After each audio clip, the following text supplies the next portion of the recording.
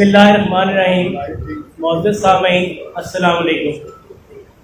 सबसे पहले तो मैं जनाब चेयरमैन अब्दुल समी खान साहब और पंजाब भर से आने वाले तमाम अहदेदारान और लाहौर से आने वाले तमाम लीडर भाइयों को खुशामदीद कहता हूँ।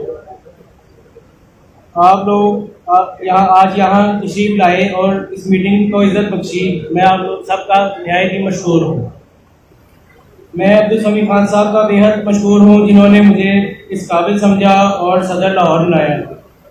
सर, मैं आपसे वादा करता हूँ कि मैं आपके एतमाद को कभी ठेस नहीं पहुँचाऊँगा और आपकी तरफ से दी गई जिम्मेदारी को ऐसे तरीके से निभाऊँगा।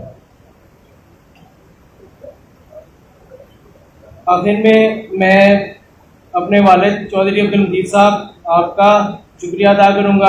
आपने हमेशा मुझे सपोर्ट किया।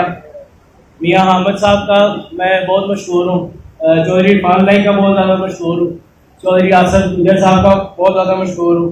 आप सब भाइयों का बहुत शुक्रिया। आप लोगों की सपोर्ट की वजह से आज मैं इस मुकाम तक पहुँचा हूँ।